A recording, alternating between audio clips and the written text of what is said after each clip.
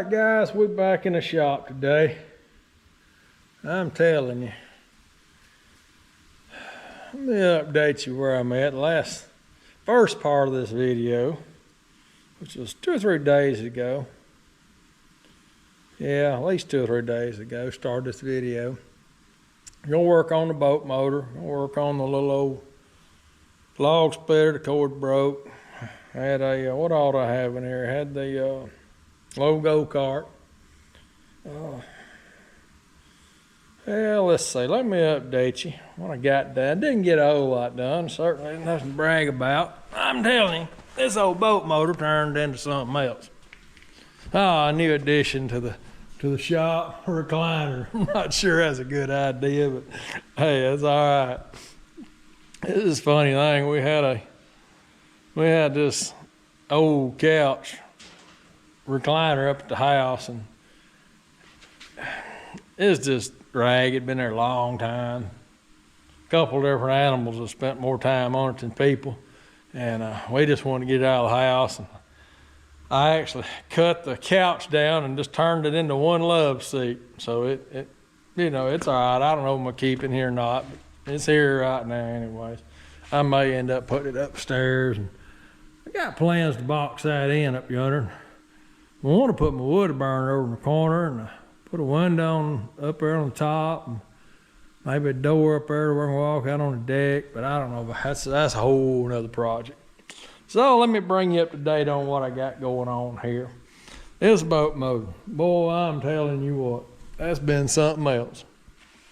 So I ordered a starter. It was here when I done the first video. You know, pulled the instructions out, got fool with it, and read over them real well. It fits 2-cylinder, 3-cylinder, 4 cylinders. It fits all kinds of different ones.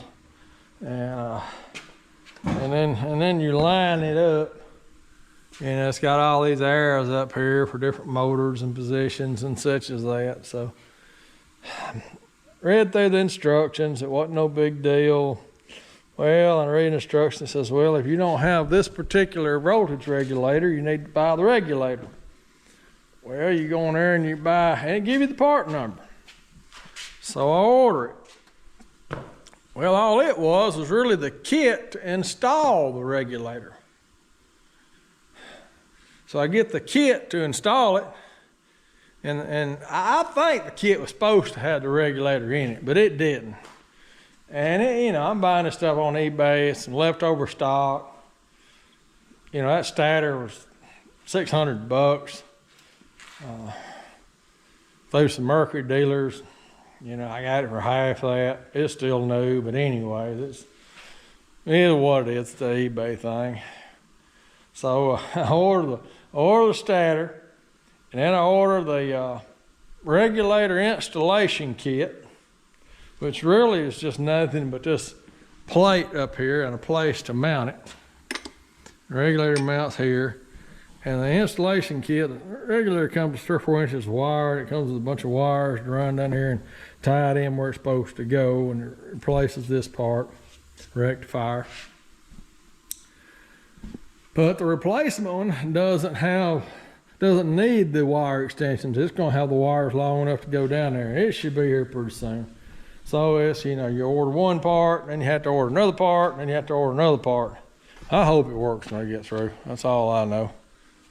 Well, all right, that's where on that project. That just turned into, it snowballed.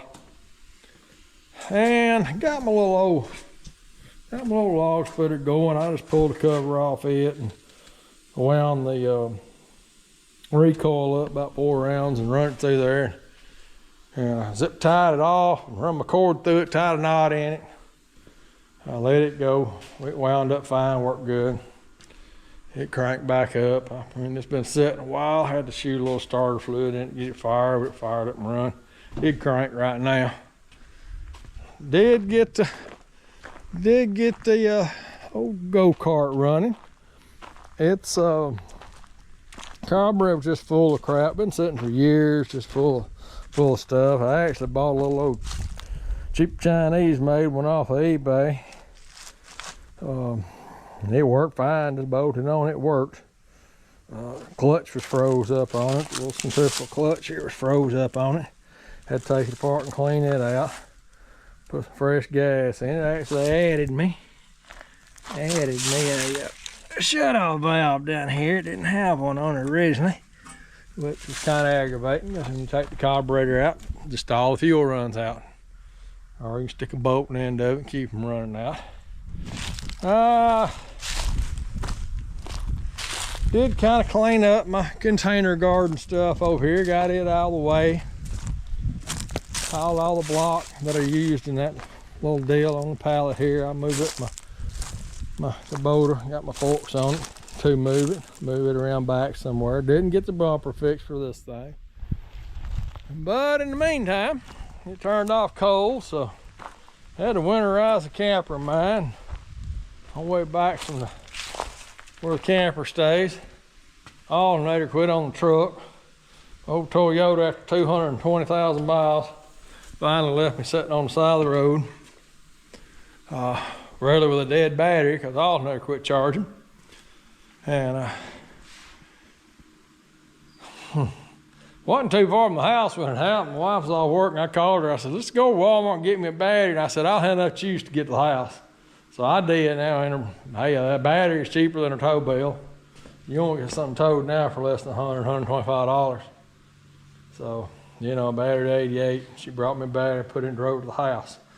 But the alternator's bad. It's way down in there somewhere. So that's what I'm fixing to start working on. See if I can't get it fixed, and I'll get started on it. Shoot a little video along. I don't think it's going to be terribly difficult. Like anybody else, I just went and looked at 3 or 4 YouTube videos, and I got the part number off the side of the alternator. It's kind of nice. They put it where I can see it without taking it off. Went to out in Napa, ordered one. Say ordered one, they had it in stock. It wasn't cheap though. It was about 220 something bucks, but that was about a $65 core charge. So it'll be about 170, 80 bucks by the time I get the core turned in. Well, all right, let me get busy. I gotta get my old Toyota going.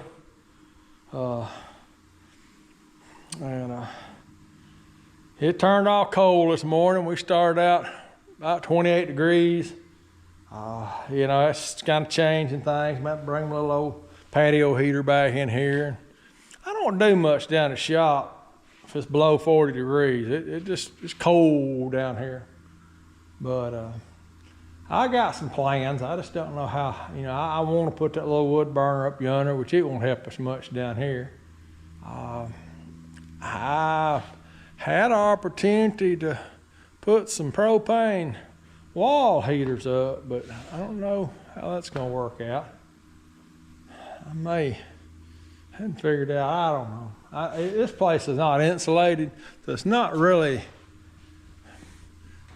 good for a lot of heat. It just dissipates. You're going to have to. Wood does pretty good, but I need to get up there and fix it where the tin I didn't run it all the way to the top. If I had it to do over again, I'd probably do something different there. I bought these E's have got an overhang, which ideally I should have boxed them in, when I went with that style. But I think if I had to do over again, I'd just let I wouldn't have used the overhang type trusses and just let it run out there flush. But anyways, it is what it is. It's no big deal. It's just I need just something I really never finished when I built the building. I got it in the dry and got in here and went to work. And that's about it. It's no barns. All it really is. But anyways, let me get to work, and I will see if I can add a few more segments to it and kind of wind this video up. Go to the next project. All right, guys. We're back down here in the shop today. I'm going to kind of conclude this video. Got the alternator on, which I'm concluding this video probably 8 to 10 days later. So I did not do a good job of bringing you along on this alternator install. But I did get it on. Thought I'd touch base with you on it. It wasn't too big a job. Alternator down there in that hole, and got a bolt on top, bolt on bottom. Of course, it's got a belt tensioner and a belt on it. Just have to loosen off the tensioner and get the belt out of the way, get wires off the back, disconnect the electrical plug in. The biggest problem is this harness is in the way, and you got to take it loose on the frame side and up here, and really just pull it back out of the way with a bungee cord or ratchet strap or something to give yourself that little extra room. And then once you got the battery and all this out of the way and the tray up under, it'll come through here relatively,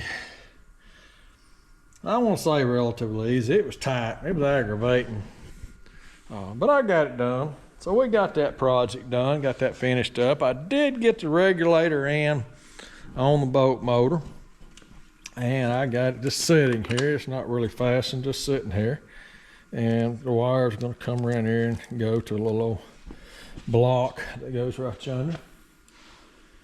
And so I don't know, that kind of concludes this video.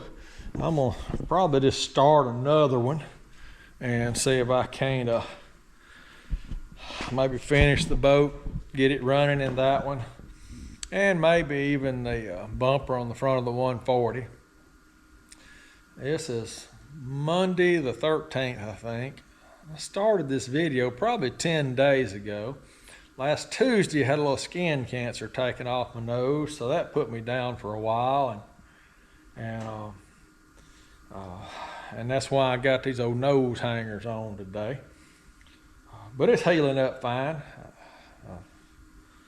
and I'm moving right along with it. So anyways, just want to thank everybody for watching the channel, for all that has subscribed. We're nearing 100 viewers now. It's kind of neat.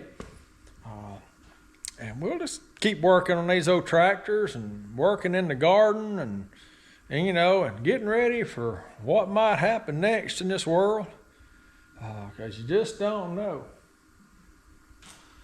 So anyways, smash that like button, share, enjoy, sit down, relax, drink a cup of coffee with me time to time, and we'll talk to you later.